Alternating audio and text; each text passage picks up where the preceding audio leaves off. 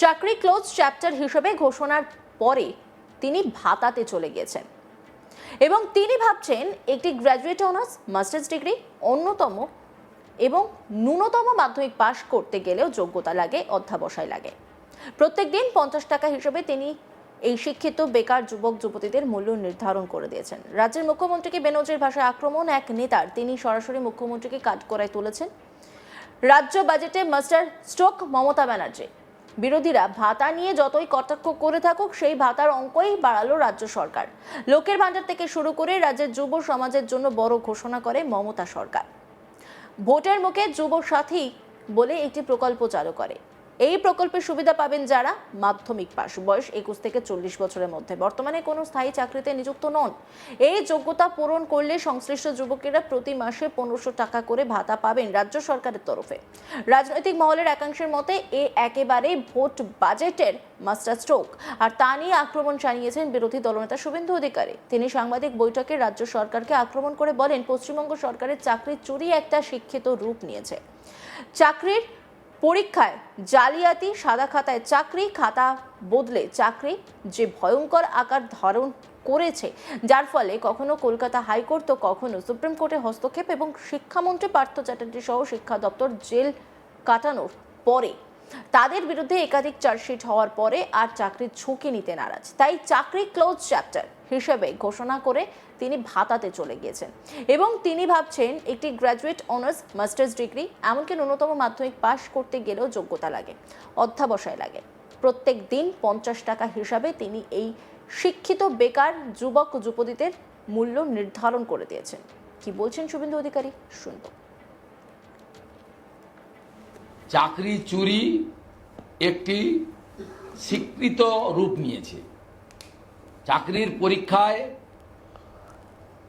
জালিয়াতি, সাদা খাতায় চাকরি, খাতা বদলে চাকরি, অর্থ এবং রাজনৈতিক নেতাদের আত্মীয়তার পরিচয়ে চাকরি যে ভয়ঙ্কর আকার ধারণ করেছে, যার ফলে কখনো কলকাতা হাইকোর্ট, কখনো সুপ্রিম কোর্ট হস্তক্ষেপ এবং শিক্ষামন্ত্রী পার্থ চ্যাটার্জি সহ শিক্ষা দপ্তর সম্পূর্ণভাবে কয়েক বছর জেলে কাটানোর পরে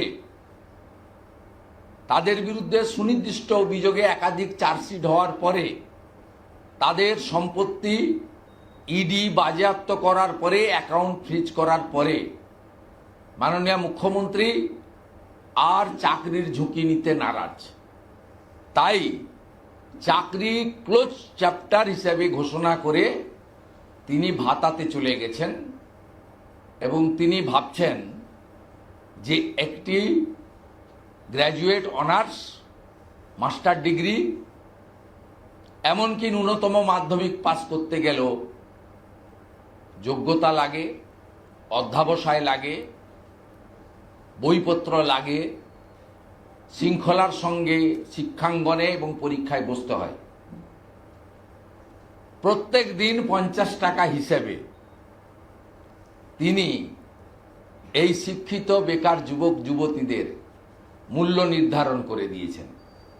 এর আগে কখনো কাকদ্বীপে গিয়ে ফুল ধর্ষণে 40,000, হাফ ধর্ষণে 20,000, 14ই আগস্ট 2024 বেহালাতে স্বাধীনতা দিবসের অনুষ্ঠানে গিয়ে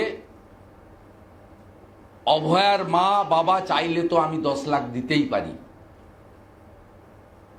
এইভাবে পশ্চিমবাংলার স্নাতক সাম্মানিক, master degree, basic trained, BEd, vocational training প্রাপ্ত, আইটিআই ট্রেনিং প্রাপ্ত, ফিডার, ওয়েল্ডার, ফায়ার, নানা ধরনের ট্রেনিং প্রাপ্ত, সর্বোপরি মাধ্যমিক উত্তীর্ণ, এদেরকে আপনি প্রত্যেক দিন 50 টাকা দিয়ে এদের দাম নির্ধারণ করে দিয়েছেন। আর আপনি চাকরি দেওয়ার বিষয়টা ক্লোজ করে দিয়েছেন এই কারণে আপনার আত্মীয়ারও শিক্ষাকর্মী হিসেবে বীরভূম থেকে পাওয়া চাকরি সুপ্রিম কোর্টের অর্ডারে চলে গেছে। তাই আগামী দিনে আপনি স্বপ্ন দেখছেন চতুর্থবারের মুখ্যমন্ত্রী হবেন, সেই কারণে চাকরির বিষয়টাকে ক্লোজ চ্যাপ্টার হিসেবে আপনি বলেছেন। আইসিডিএস আশাকর্মী, প্যারাটিচার, সিভিক ভলান্টিয়ার, ভিলেজ পুলিশদের 1000 টাকা বাড়ানো প্রসঙ্গে শুভেন্দু অধিকারী বলেন, আইসিডিএস আশাকর্মী, প্যারাটিচার, সিভিক ভলান্টিয়ার, ভিলেজ পুলিশদের 1000 টাকা বাড়ানোর যে প্রস্তাব দেওয়া হচ্ছে সেটা কিন্তু এপ্রিল মাস থেকে, ফেব্রুয়ারি মাসে নয়।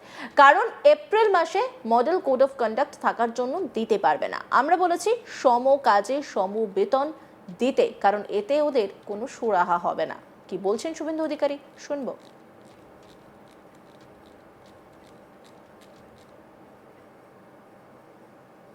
ICDS, ASHA, para teacher, civic volunteer, village police ইত্যাদিদের ক্ষেত্রে 1000 টাকা যে বৃদ্ধি করার কথা বলা হয়েছে, প্রস্তাব রাখা হয়েছে, সেটা এপ্রিল মাস থেকে, সেটা কিন্তু ফেব্রুয়ারি মাসে নয়। কারণ এপ্রিল মাসে এই বৃদ্ধিটা মডেল কোড অফ কন্ডাক্ট থাকার জন্য দিতে হবে না বা দিতে পারবেন না। আর আমরা এর বিরোধিতা কালকেও করেছি। আজকে বাজেট ডিসকাশনে ডক্টর অশোক লাহিড়ী, অগ্নিমিত্রা পাল, শঙ্কর ঘোষ এবং আমি বিধানসভার ফ্লোরে আমরা বলেছি সমকাজে সমবেতন দিন, এই বৃদ্ধিতে ওদের কোনো সুরাহা হবে না। আমরা প্রশ্ন তুলেছি, কেন ভিলেজ রিসোর্স পার্সনরা বাদ গেছে, কেন সর্বশিক্ষার কর্মচারীরা বাদ গেছে, কেন প্রাণী মিত্ররা বাদ গেছে, কেন ওয়েবেলের দ্বারা নিযুক্ত কন্ট্রাকচুয়ালরা বাদ গেছে, কেন ডাটা এন্ট্রি অপারেটররা বাদ গেছে, কেন বিএসকে 10,000 ছেলে মেয়ে বাদ গেছে, ইলেকট্রিকের মিটার যারা কালেকশন করেন ক্যাজুয়াল কন্ট্রাকচুয়াল তাদের কেন বাদ দেওয়া হয়েছে, ডাব্লিউবিটিসি, এসটিসি এবং এনবিএসটিসি কয়েক হাজার ড্রাইভার এবং কন্ট্রাক্টর যারা থার্ড পার্টি এজেন্সির মাধ্যমে নিযুক্ত হয়েছেন তারা কেন বাদ গেছে, স্টেট গভর্নমেন্টের ডাইরেক্ট যারা ক্যাজুয়াল কন্ট্রাকচুয়াল তারা কেন বাদ গেছে, সিভিল ডিফেন্সের ছেলেরা কেন বাদ গেছে। আমরা অসংখ্য পয়েন্ট আজকে বিধানসভাতে আমি তুলে ধরেছি যে এই সরকার বৈষম্যের সরকার। রাজ্য বাজেটে মাস্টার স্ট্রোক মমতা ব্যানার্জির বিরোধীরা ভাতা নিয়ে যতই কটাক্ষ করে থাকুক, সেই ভাতার অঙ্কই বাড়ালো রাজ্য সরকার। লক্ষ্মীর ভান্ডার থেকে শুরু করে রাজ্যের যুব সমাজের জন্য বড় ঘোষণা করে মমতা সরকার। অন্যান্য খবরের আপডেটের জন্য অবশ্যই নজর রাখুন আজ তাক বাংলার ইউটিউব স্ট্রিমিংয়ে। লাইক, কমেন্ট, শেয়ার এবং সাবস্ক্রাইব করতে ভুলবেন না।